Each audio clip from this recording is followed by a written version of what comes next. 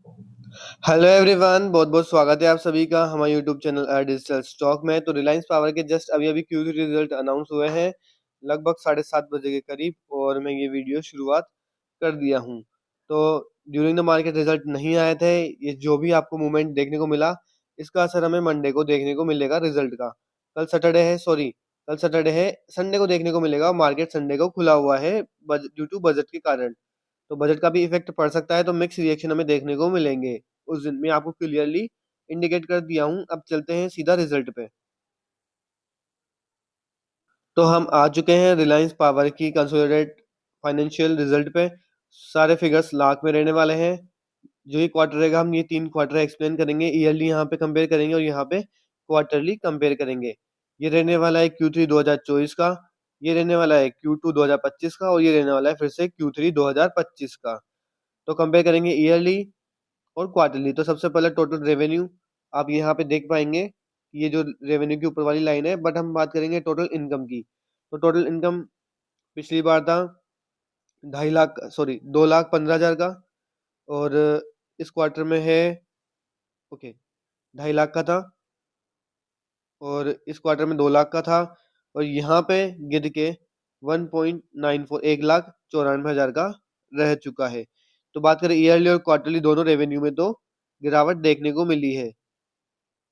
अब बात कर लेते हैं टोटल एक्सपेंस खर्चे की। क्या रहा खर्चा? तो 2 लाख का खर्चा यहाँ पे था, यहाँ पे 1,95,000 का खर्चा था, ओके, और यहाँ पे 1,74,000 का खर्चा देखने को मिल रहा है। तो यहाँ पे बात करें एक्सपेंस की, तो एक्सपेंस भी ईयरली और क्वार्टरली कम हुआ है, तो मतलब प्रॉफिट भी शायद मैच हो जाएगा जिस हिसाब से हमें दिख रहा है।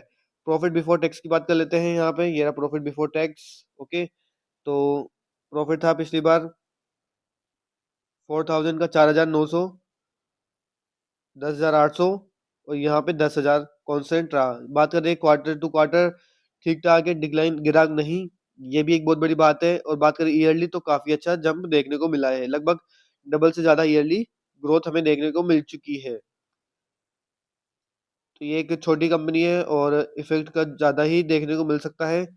बात कर लेते हैं अब प्रॉफिट आफ्टर टैक्स की। क्या रहा प्रॉफिट आफ्टर टैक्स? इसमें कई सारे एडजस्टमेंट भी होते हैं, वो भी मैं आपको बताऊंगा।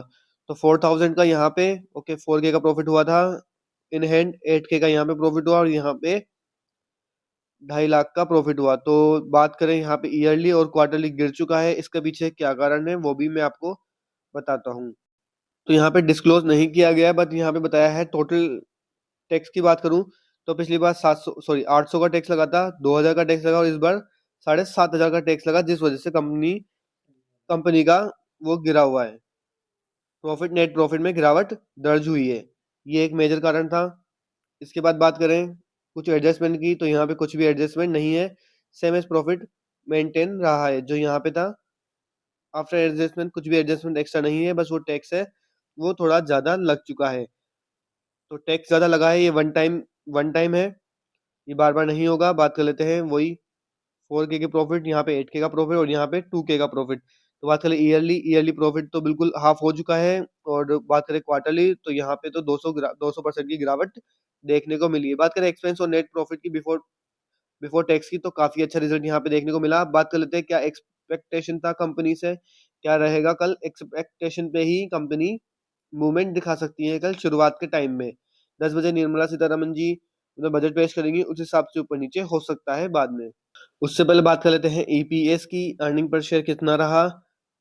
तो पिछले साल था 0 पॉइंट, सॉरी मैं आपको बता देता हूँ, यहाँ पे ही देख ही रह पा रहे हैं आप, यहाँ पे सारे फिगर्स रुपीज में दे रखे हैं।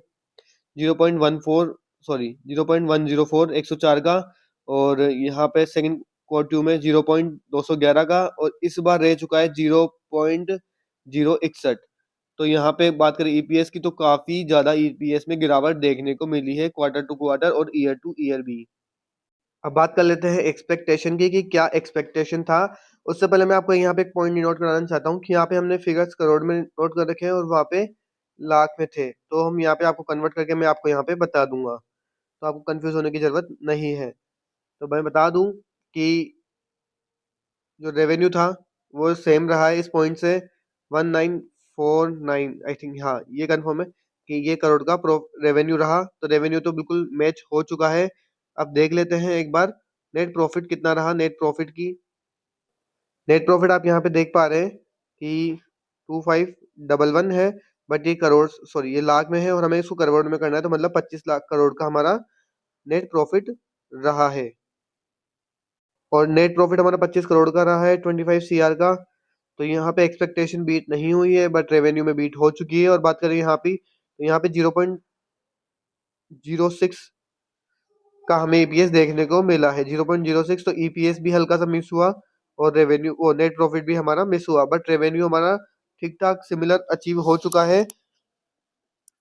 थोड़ा सा कंफ्यूजन हो सकता है आपको देखने में, अगर आपने लास्ट तक यहाँ पे धीरे धीरे वीडियो देखी है, तो आई होप आपको अच्छे से समझ में आ चुका होगा। कल देखते हैं, कल तो मार्केट ऑफ है, मतलब देखते हैं संडे को मार्केट खुलेगा ड्यू टू बजट के कारण। तो शुरुआत में ठीक ठाक परफॉर्मेंस दिखा सकता है, धीरे धीरे इंप्रूवमेंट आ रहा है। वो वन टाइम कॉस्ट थी, वो जो लग चुकी है। अब आई थिंक कंपनी बेटर की तरफ जा रही है और पावर कंपनी, फ्यूचर कंपनी देखने को मिल रही है हमें। पावर फ्यूचर की तरफ ग्रोथ होते हुए कंपनी बढ़ती हुई दिख रही है। पहले ये घाटे में थी और अभी घाटे से बिल्कुल मुनाफे में आई है। पहले ये लॉस में नंबर दिखाती थी और अब काफी अच्छे इम्प्रूवमेंट नंबर आ रहे हैं धीरे धीरे। तो लॉन्ग टर्म इन्वेस्टमेंट के लिए नंबर डिसेंट है। बाकी अभी किसको वेट करना है तो वेट कर सकता है, रिजल्ट के बाद Q4 के रिजल्ट देख के ईयरली कंपेरिजन हो जाएगा, वहां पे अच्छे से उसको कंपेयर करके देख सकता है। Thank you for watching everyone, मिलते हैं नेक्स्ट वीडियो में। आज की वीडियो में इतना ही। अभी तक आप बने हुए हैं तो प्लीज सब्सक्राइब करके जरूर जाए।